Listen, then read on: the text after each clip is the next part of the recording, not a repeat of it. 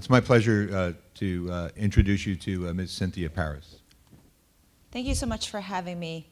I want to share with you that I've had the opportunity to visit your schools today and talk to school leaders and teachers and visit with your students in central office. And I'm really encouraged and excited about the kind of energy and pride that teachers, school leaders, the students have. So I want to learn a lot more from you all. I want to share a little bit about myself, and then I want to also give you a few things that I've learned as a district leader. So I come to you as a educator that navigated two systems, one in Puerto Rico and then the other one in the United States. And what that taught me is sort of the power of being bilingual, bicultural, and the importance that that has in my identity and how I navigate the world now.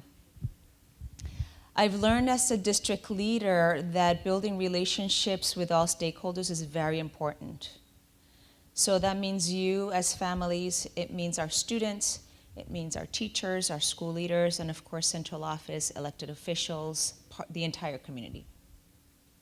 I've also learned the importance of thinking very strategically about our resources, it's time, people, and money in our district, and how to make students' experiences meaningful and how to work with families. I've only applied to Lawrence because I see myself in this community for the long term, and I'm excited about the work that's happening here. I understand the open architecture model because I've experienced that in Boston, and we had really good progress and promising results with those autonomies. I usually listen more than I speak to people, so I'm going to keep this very brief. I want to hear some of your questions, your concerns, and ideas. I'm happy to do a little bit of simultaneous translation, but I can hear that someone's doing a little bit of translation, so feel free to ask your questions in either Spanish or English.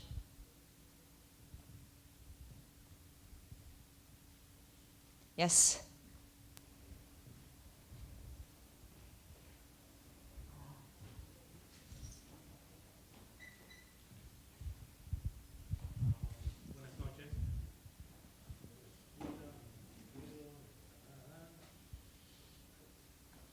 Esto no es lo mío. Good night, buenas noches. Eso es bueno que podamos hablar en el idioma que uno se siente más cómodo y que uno puede expresarse mejor.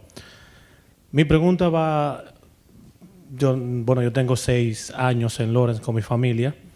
La mayoría, ellos vinieron de Santo Domingo, yo vine de Nueva York. Y decidimos vivir aquí en Lawrence, gracias a Dios. Ya mi hija mayor salió de la high school, ahora está en la universidad. La del medio está en la high school y el menor está en middle school. So, mi pregunta va por ahí, porque yo entiendo que el sistema educativo lo componen maestros, alumnos, padres. Y uno de los grandes problemas que yo veo aquí desde que llegué, que los padres no están. El 80% de los padres no vienen a las reuniones. Mucho por 2 razones. La principal es el idioma. Tienen miedo porque cuando se le habla en inglés no entienden. La comunicación no se sienten cómodos.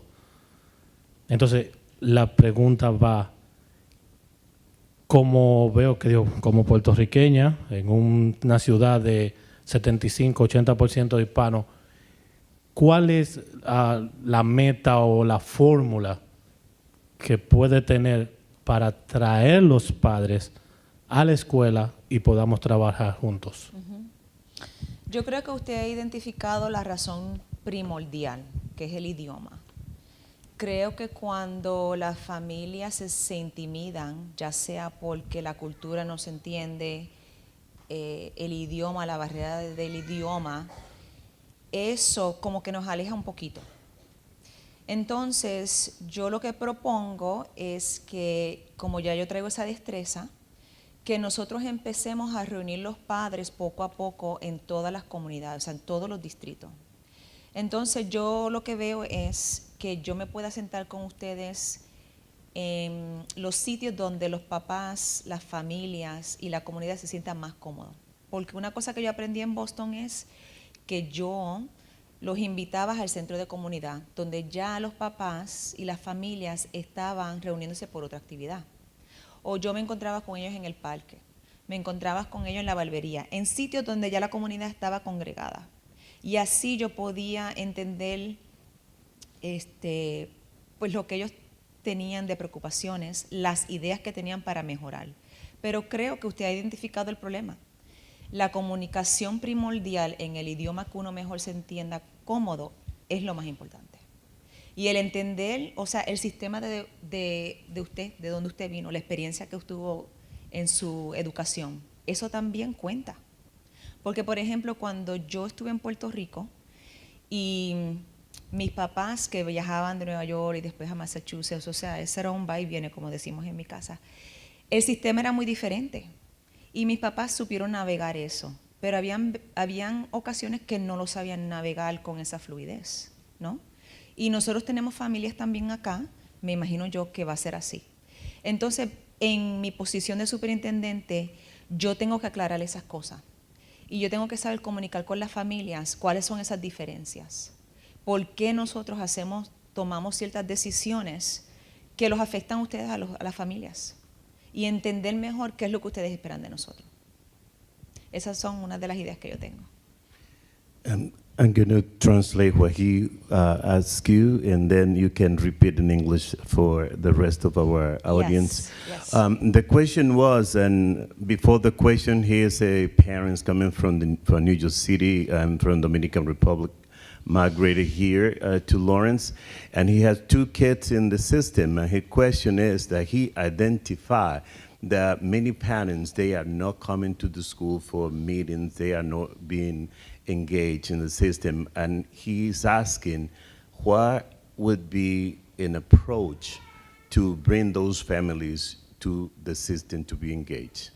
Yeah, I hope I can remember everything I shared with him. But, you know, I think this is part of the skill set that I bring to this community, is my ability to navigate in both languages with fluency and comfort.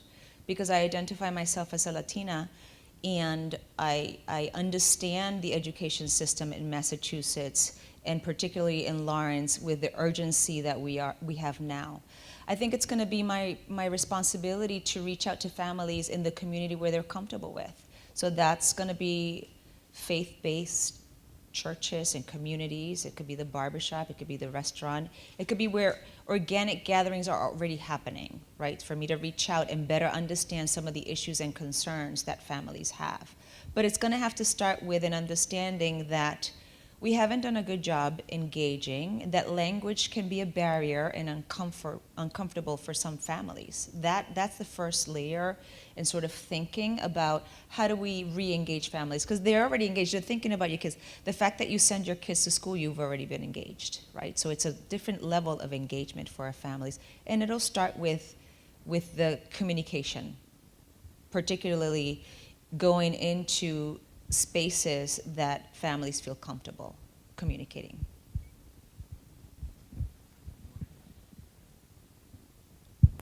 Buenas tardes. Buenas. Mi nombre es Altagracia Maggi. Bienvenida a Lawrence. Me encanta primero que sea mujer. De verdad que sí.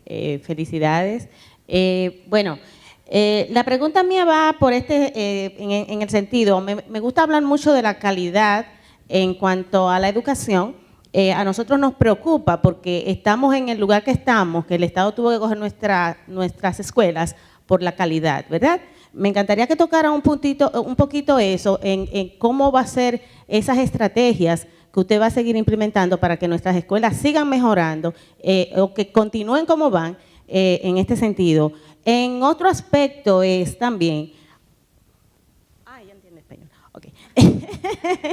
El otro aspecto es que aquí, esta es una ciudad que se ha caracterizado que nuestros niños y jóvenes tienen una alta habilidad en las artes. Y a nosotros nos preocupa que las escuelas no pongan un énfasis en esa inteligencia que tienen nuestros niños. Y me gustaría saber, de alguna manera, cómo usted implementaría más o se enfocaría un poquito más las artes en nuestras escuelas públicas de Lawrence. Muchas gracias. Gracias, Altagracia. Permíteme, usted dice que las artes son buenas o no, no entendí esa última parte. ¿Que sí las quiere más? Sí, Ah. no, yo no, los jóvenes, Los o sea, jóvenes. los niños y los jóvenes, hay un alto porcentaje de que nuestros niños y jóvenes tienen esa habilidad muy desarrollada aquí, pero no hay muchas oportunidades. Muchos padres tenemos que pagar programas extras para que nuestros niños puedan estudiar canto, para que puedan estudiar piano, violín, etcétera. Gracias. Sí, gracias, ya entendí. Mira, Altagracia, la calidad, estamos en camino. Lo que le puedo decir que ya vamos en camino, en buen camino. Porque los últimos 6 años se ha puesto una fundación que en lo que yo veo y entiendo está sólida. Ahora, en mi rol va a ser llegar a entender mejor con los maestros, con los papás, los estudiantes, los principales, la oficina central, qué del plan en los últimos 6 años se debe enfatizar y cuáles son las cosas que tenemos que mirar. Pero eso yo no lo voy a saber hasta que no me entreviste con todo el mundo mejor, para ser muy honesta. Esas son cosas que yo tengo que mirar con suma precaución, porque todo lo que yo entiendo hasta ahora es que las cosas van en marcha, en la marcha que debemos estar. Lo de las artes me lo han comunicado casi todos los grupos. Todo el mundo expresa lo mismo que usted ha dicho, incluyendo los estudiantes cuando me entrevisté con ellos hoy. Están fascinados. Hoy tuve la oportunidad de estar aquí en la high school y hubo un grupo de estudiantes que estaba practicando la marcha estudiantil de los high schoolers y tenían una güira y una tambora, tenía como un ritmo latino. Estaba yo fascinada. Y yo entiendo que eso es parte de una educación completa para los estudiantes. No es nada más lo académico. Y vamos a tener que ver los recursos y vamos a tener que distribuir esos recursos equitativamente y bien estratégicamente para continuar ese progreso. Pero me va a tocar aprender un poquito más, con la ayuda de ustedes, de los maestros, de los líderes escolares, el distrito. Eso son las cosas que yo voy a tener que aprender más. I'm happy to translate the question. So the question was, what are you going to do, or what are you thinking about, continuing to improve our schools academically, and also to continue to keep resources and expanding the arts? And so what I've seen so far is that, the plan that was set in motion 6 years ago is leading us in the right direction. All sources indicate we're on track. We're doing it right now. And so my job is going to be to learn more about that and then celebrate and strengthen the things that are working really well and tweak those things that are needing additional looking at. But I won't know that until I speak to you all further, get to know teachers more, school leaders, central office, and the rest of the community. That's something that I will do strategically and very thoughtfully. The question about the arts, every group has also expressed this desire because it's working and kids are very engaged.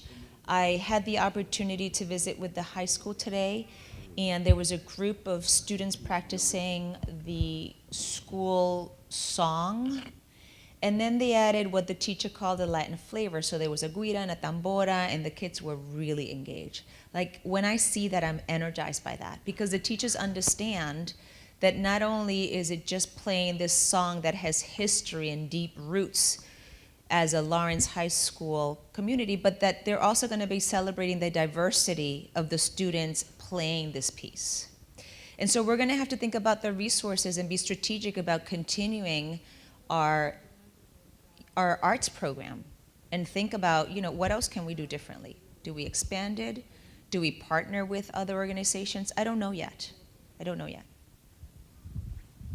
Yes. Hi, I'm Amaryllis. I was born and bred in the Lawrence Public School System from K through 12, currently a junior in college. And one comment that you had mentioned, which I enjoyed hearing, was that you see yourself here for the long term. And I have a sister who's currently in the Lawrence Public School systems. In my experience with it, I saw the push from receivership in 2012. I remember them inducting our past superintendent. And the experiences that I've had with the plans that he's pushed forward is that there is no long-term lasting effects in them. They've been continued experiments on what can serve our students best. Some of them have failed, some of them have been positive. But I want to know your thoughts and what you will execute in terms of cultural responsiveness in the curriculum, as well as the faculty and teachers in the schools, because right now we're experiencing a lot of educators that come in for 2 years for a requirement and then leave, and that obviously has effects on students' relationships with schools and what they're learning, as well as your thoughts on standardized testing. There was a big push for that in the last superintendent, which didn't have good results throughout like students' experiences. And also, yeah, pretty much that. That's good. Yeah. That's a lot. Wait, what grade is your sister in? She is like a freshman in high school. Got it. Yeah. I have a freshman too in high school, my daughter Mia, so I get high schools a little bit. So Amaryllis, I mean, this is a huge question, a very important question that you're asking. I think in part, your question is about sustainability. This is what school leaders and superintendents, we call, once you start an experiment, as you've labeled it, experimentation is actually, I believe, is a good thing. Here's why. Because you get to have really smart people in a room and they say, I have this idea. And experimentation in science, and you know this, Amaryllis, is well celebrated, right? I think for educators it's a little trickier because we have kids in front of us and so we're very shy about experimenting. But what we know from science, it's also true in education, is that when you experiment, you take a little risk and it's measured and you go back to the drawing board and you say, did I make it or not? Experimentation with measurements and supports are okay. I've seen that and I think we can do that very thoughtfully. Your question, I think, is also about sustainability. So this issue of, we've been on this plan and it's been 6 years and now we're gonna be able to keep that up. I think together we're gonna have to think about what are the other things that are gonna make us successful. And one thing that I'm curious about is sort of culture across the district. There's a question about teachers being happy. High school students certainly expressed, the tension between, teachers say I have to wear a uniform, but at the same time we have to be creative and identify ourselves and have our identity shine. There's a lot of tension in that, right? But sustainability will be something we think about together also, because funding piece can scare people. They're like, hey, if we don't have money, how are we going to be able to continue this? But that's not the only thing that districts can leverage, can use to keep improvements. It's time, it's people, and it's money. It's one of the things. It's just one. Time, people, and money. And so my job is going to be to strategically use those 3 big resources. But I'm going to have to learn a lot more, Amaryllis, from the experience your sister's having, how the teachers are thinking about this, and the school leaders and families before we move forward. But I think, again, experimenting, very measured, with supports, can be a good thing. Your question about standardized testing, I mean, the challenge that we have is that people and the state, right, has some expectations of us in terms of making progress. And that's a lot of pressure. That's a lot of pressure for teachers and school leaders. It's a lot of pressure for a superintendent. I'm confident that we can do this. I'm confident about that. So standardized testing cannot be the only thing that we ask our students to sort of think about. It can't be the only thing that we have our teachers and school leaders. We're gonna have to think about that too. What was your last question, Amaryllis? Because you added something else and I lost the first thing you said. Yeah, like cultural. Yeah, cultural Yeah. competency. Mm-hmm. Yes. The example that I gave you about the band today is one example of us doing the right thing.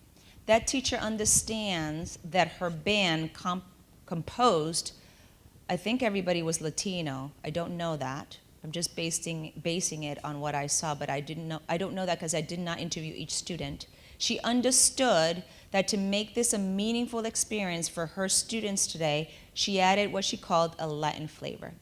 The other thing I saw today in a science class in the elementary school was a teacher making a connection also to the students' native country of the Dominican Republic and that lesson. She was very aware of that.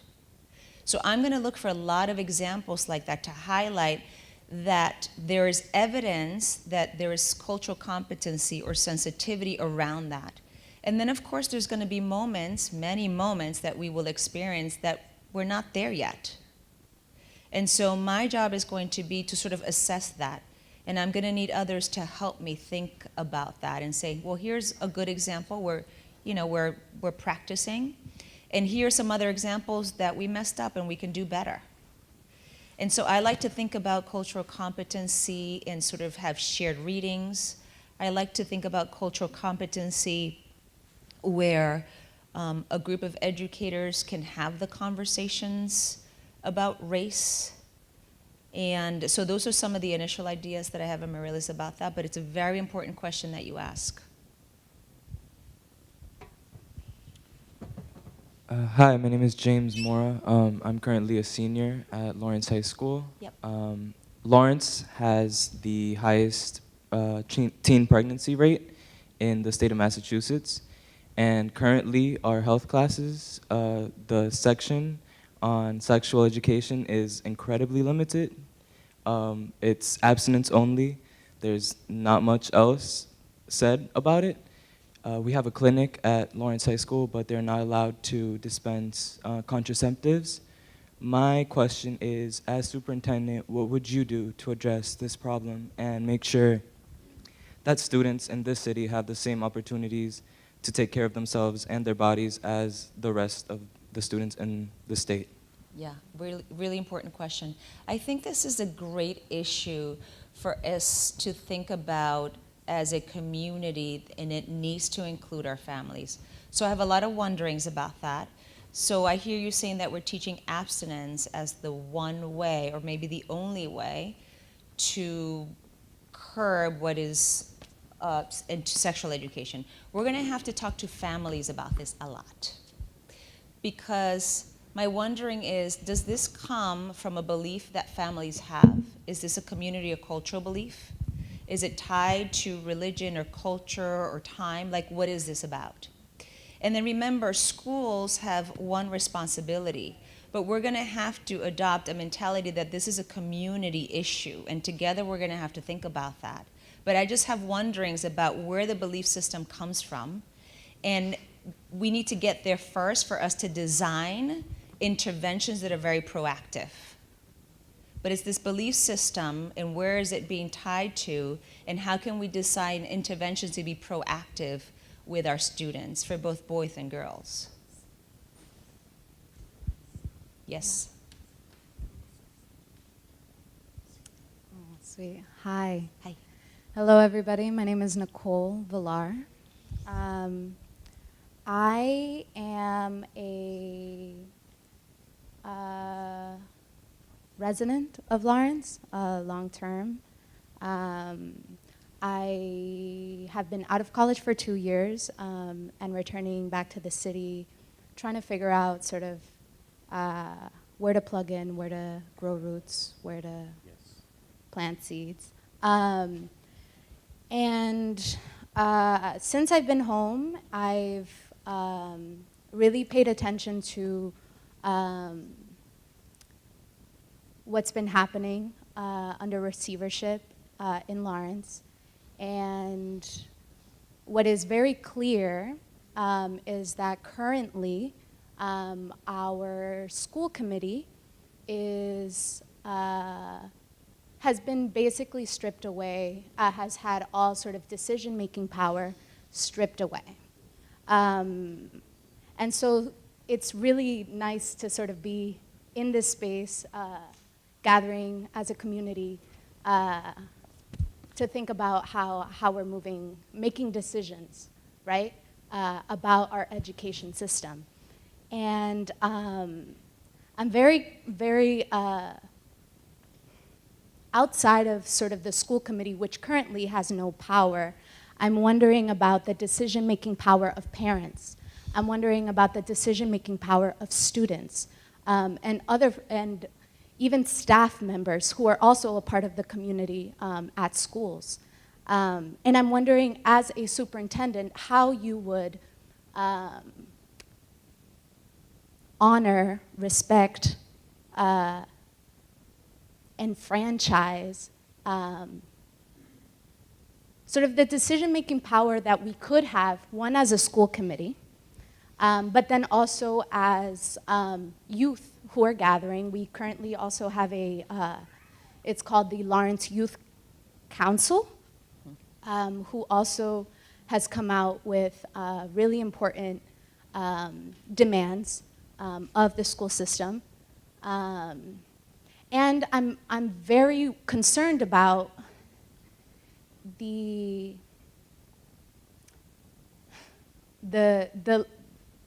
disenfranchisement of parents in decision-making around our school. I mean, daily activities, but also curriculum, structure, decision-making power in general. There seems to be sort of a big divide there, and not a lot of communication about how to empower parents. Because the smart people in the room to make decisions will be students, will be parents, will be teachers, not outside consultants I mean, the folks who really know what we need are already here. And so I'm wondering, as a school, as a superintendent, sort of how you would respect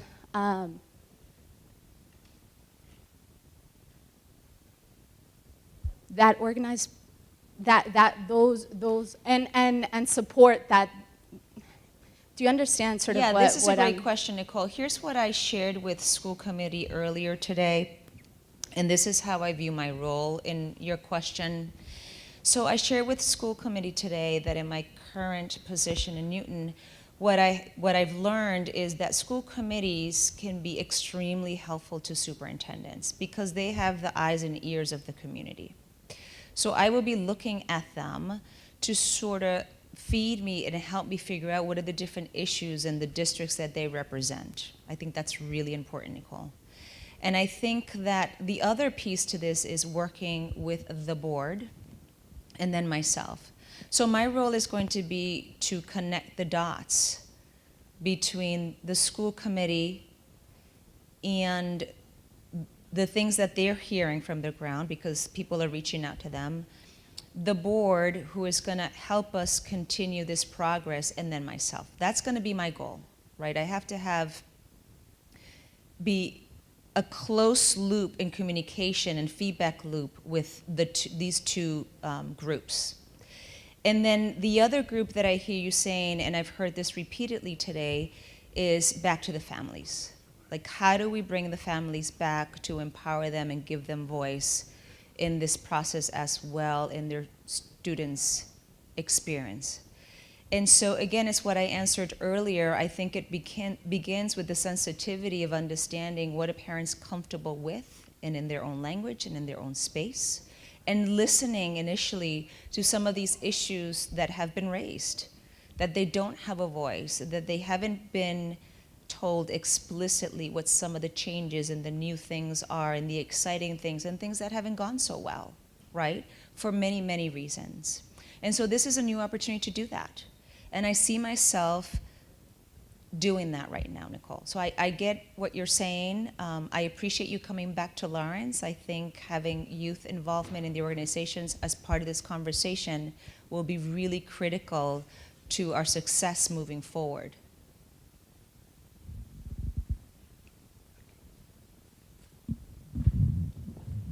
Buenas noches, mi nombre es Casey Bonilla y soy de aquí de la comunidad de Lawrence. Tengo 2 niños en el sistema. Mi niño va a la charter y mi niña va a la high school en Abbott. Ella está en primer grado. Y una de las cosas que me preocupa en los dos niveles de las escuelas es la alimentación de los niños, ¿verdad? Yo le hago desayuno en la mañana, pero los niños se pasan el día completo sin comer y cuando yo les pregunto por qué me dicen la comida es asquerosa, la comida huele mal, la comida sabe mal, la comida no tiene ningún valor nutritivo. Y es algo que a mí me preocupa porque cuando uno no come, uno no aprende. Yo no sé si ustedes alguna vez se han pasado el día entero con hambre y han aprendido nada. Y esa es una cosa que me preocupa bastante de los niños. El niño que no alimenta el cerebro, pues no puede aprender. Y no sé, como superintendente, ¿qué usted haría para cambiar eso? Es algo que yo voy a todas las reuniones del sistema escolar de la ciudad de Lawrence, donde está Mayor Rivera y todos los conserjes, ¿verdad?, de la ciudad, y nunca pasa nada. Entonces, ¿qué vamos a hacer para poder arreglar este problema? Porque los niños yendo a la escuela por 8 horas sin comer nada, ni siquiera una merienda, ni siquiera, no es justo para ellos. Sí, entiendo. Mira, este caso me lo trajo también, creo que fue una de las maestras que me estaba dando el ejemplo que en una de las escuelas empezaron a servir arroz y gandules y cosas que se asemejan a lo que a los estudiantes pues les gustaría. Pero con todo eso no es lo mismo, ¿no? Porque nuestros estudiantes están acostumbrados a unas comidas muy saludables, muy ricas, muy ricas en sabor, y lo que nosotros le estamos ofreciendo pues no sé lo que es todavía. O sea, eso tendría que explorarlo un poquito más con ustedes, entrevistar a los estudiantes que de hecho tienen muchas opiniones sobre la comida y claro, sentarnos juntos, un grupo de padres con estudiantes y los maestros y los líderes de la escuela para ver cómo mejorar esa situación de la comida, porque yo entiendo la preocupación que deben tener los padres si usted envía a su estudiante desde las 7:30 hasta casi las 4 y cuando le preguntas no ha comido nada porque no le gustó lo que se le ofreció, ¿no? Me preocupa a mí también como mamá que no coman nada. Entonces, eso sería una de las cosas que tenemos que explorar juntos. Tenemos que explorarlo juntos a ver cómo podemos mejorar eso.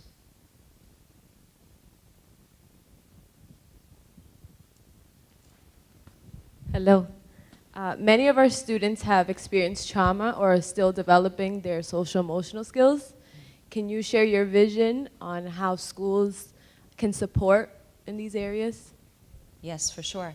So, I think the first thing for us to think about for social and emotional learning is what are the current tools that we have, and that includes things like how are we designing the school schedule, which is one of the things that school leaders and teachers, back to the 3 resources, have a lot of control over. So for example, in my district, for our kindergarten and first grade students, we've noticed that writing, especially in kindergarten halfway through the year, so this is now February, has a big reaction to our kindergartners. And now we have kindergartners midway through the year, like running under chairs and tables because the act of writing is just too much. Social, emotional, developmental is just too much for them. So the teachers and principals are sitting down and thinking about, okay, how do we present this in a way that doesn't trigger the kids, that doesn't upset them so much? Because developmentally, they're not there. The other thing we think about a lot is the different resources with mental health support, because we do have students who come with us with both mental illness and trauma that affects their ability to be engaged in learning.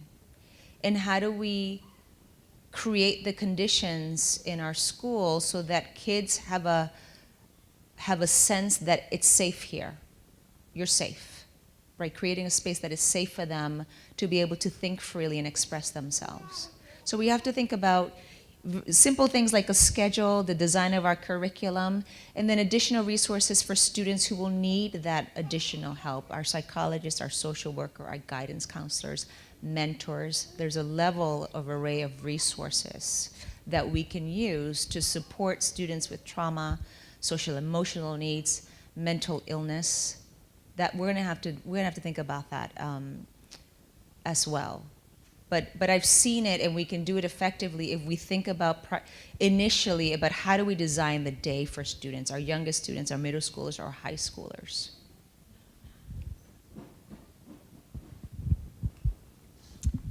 Hi, my name is Nelly Guerrero, and I'm a parent. This is my second year in Lawrence education, I could say. And it's not more of a question, but more of a concern. I'm going to actually read a little bit. But I think it touches the subject of what the young lady asked and what you so far have answered. And the reason why I wanted to touch the subject or make a comment on it is because I was firsthand on this with my son in kindergarten. So I'm going to read my notes, and if there is a question that you feel that could be answered, I would appreciate it. So my comment goes, this is my second school year in Lawrence. The experience of each year have been night and day, with this year of the second year exceptional, having the tools and patience to touch each student's needs. So my son comes here to SLEE, and I believe this school is exceptional.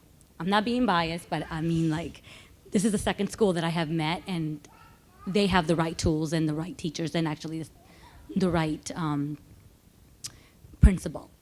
So with that said, the first year left a very stressful and traumatized 5-year-old with the needs of advocates and counseling to undo the negative experience.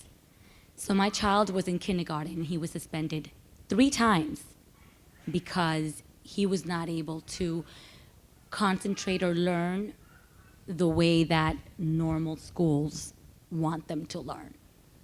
So I feel, I'm not going to read too much of that comment because you kind of have answered the question, but it is a concern for parents that don't have maybe the resources or experiences.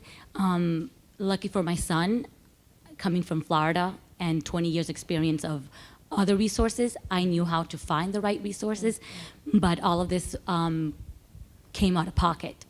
It was costly, and I was able to turn my son around. And it's not even with me, but more with the help of the school and the principal and everything else. So I do my concern is for those other families that have the same issue, and these other teachers or principals are quickly categorizing them as a bad seed or a problem child or disability in learning, which is not so.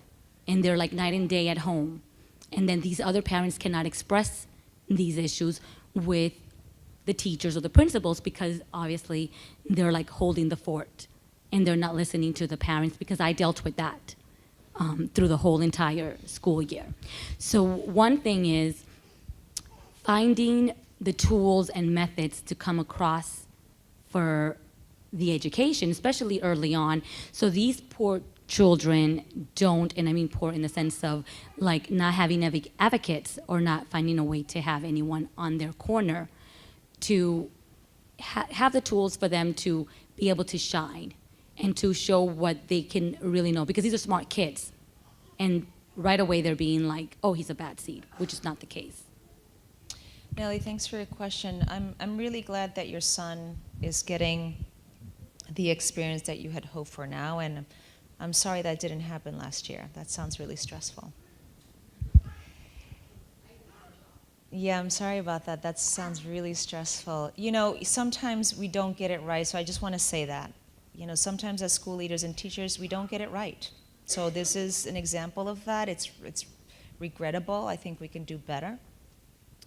And so in my role, it's going to be really important that I take measure and be in the schools a lot with school leaders and teachers and start to get to know what can we do better. This sounds like an example that, you know, we didn't get right.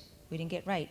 In my role right now as the assistant superintendent, I do school visits to the schools twice a month. And so each time that I meet with a principal, I get to talk to the principal about families and kids and things that we can do better. So I like to stay connected in that way because it gives me a better sense of where resources need to be reallocated and deployed, what kind of boosting we have to do. And you can expect that I will be at your student's school. You'll see me more than you want. You're like, she's here again. Does she have anything else to do? And I do that because that's a way for me to connect with families, get to know the kids, really understand what pressures teachers have, how stressed out principals can be. So all of these things matter, and it's going to be my role to sort of help with those conditions so that we can get it right, so that there isn't another family next year with a similar experience that you had, Nelly. Hi, I'm Wilfred Acosta. I'm currently a junior at Northern Essex Community College. I understand like the need for academic success and math and science and all this stuff, but I also feel like the way the education system is set up, it's stale. Like it's not engaging for students, based on my personal experiences. And I also feel like there's not enough emphasis on like health, wealth, love, and happiness, and like basic necessities for life. And I want to know, what do you think, is important to progress those ideas? Yeah, what a great question. I would also be interested in speaking to alumni like yourself to reflect on the experiences that they've had in the past 6 years. So you're, recently have graduated from our system, and now that you have had some space in between, what are the things that you learned? I think you're talking about how can we make student learning more dynamic and more relatable, right? That's a huge challenge that teachers have because they're under the pressure of standards and tests and other curriculums. And so I think learning from our alumni and getting a group of us to talk about, like, I'm out in the real world now, I have a college experience that I'm bringing to the table, and here are some of the things that I wish would have happened in my experience. And so we can learn from you. And so I'm very interested in meeting with other students who have recently graduated, who have a little distance and space, who can reflect and give us feedback on that. That's what I would say to your question, but I think you're talking about relevancy and making things dynamic and applicable, and that kids get what it is that this is connecting to later, this staleness that you talk about. Well, like, why can't we make it more hands-on or more exciting or engaging for students?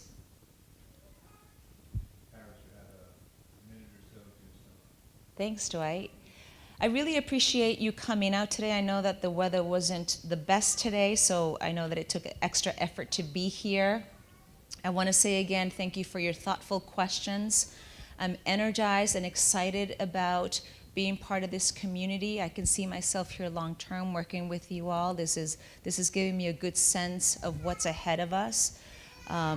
Thanks again for all of your hard work so far. I'm looking forward to learning more. And have a great night.